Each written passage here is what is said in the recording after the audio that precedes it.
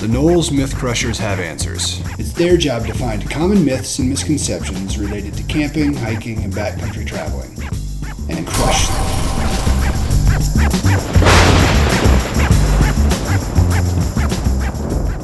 Hey, it's Whitney and Paul. We're going camping this weekend. Should be pretty fun. Well, the weather report calls for storms, but it looks pretty nice right now.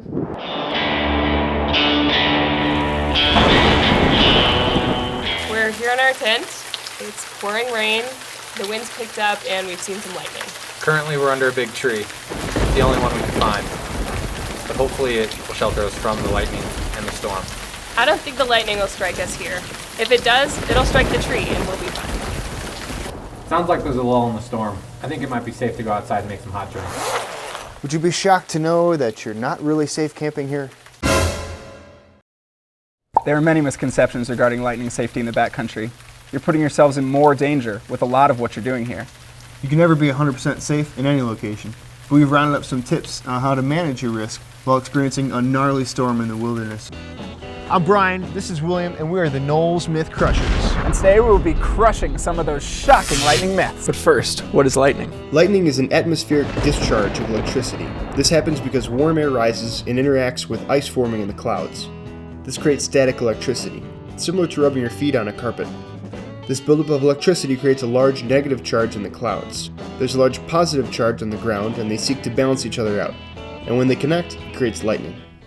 There's this huge static buildup, and then it discharges in a huge spark to the earth that helps balance the electrical charges. So when a static pulse comes from a cloud, a bunch of different leaders come upward towards the downward leader. They actually attract each other. One of those will connect. The main bright flash goes to that one.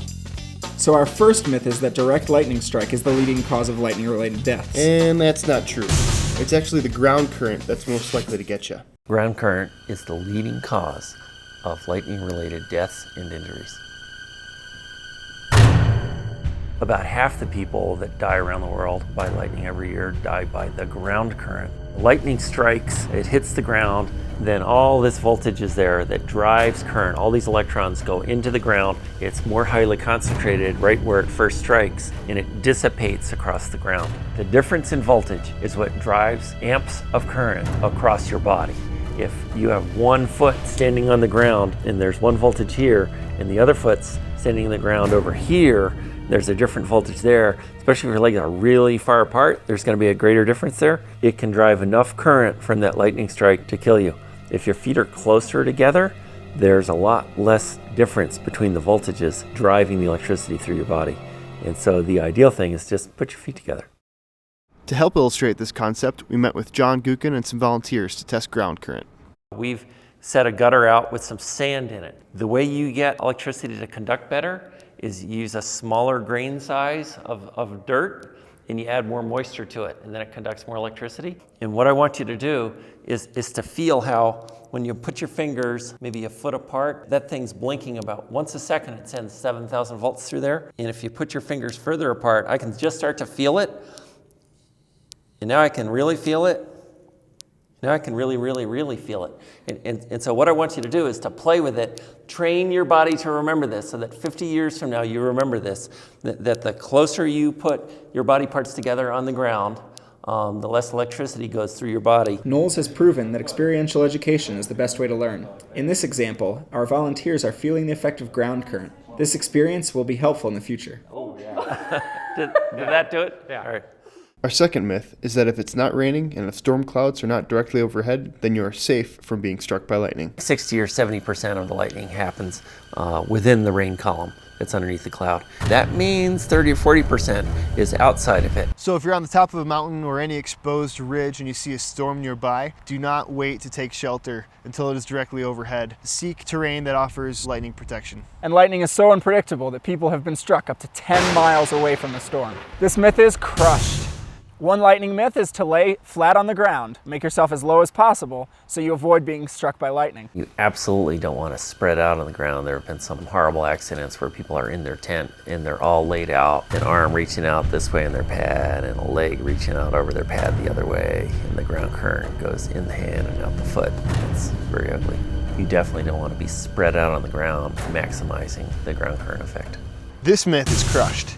Now to address the myth that if someone is electrocuted, they are somehow energized and you should avoid touching them. Nope. People who are shocked by lightning don't retain a charge. The charge dissipates from us almost instantly. We can go up, touch that patient, start to take care of them right away. Crushed. Crushed! Lightning position is something that we will do when we have no other options. When we can't move to any better place.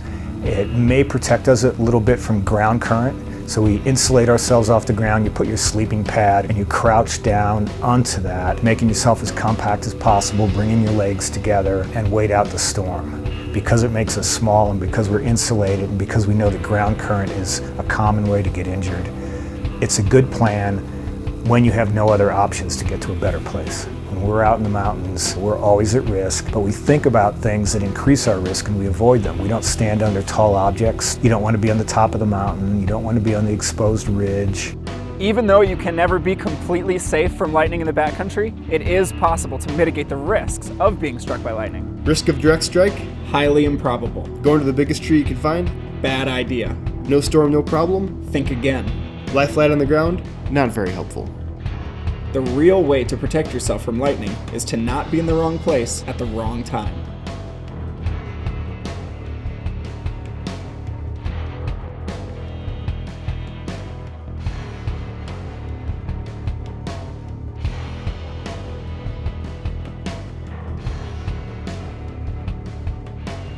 Be aware of your surroundings, especially the weather. And when you decide to set up camp, think about lightning safety in relation to that camp. These myths have been crushed.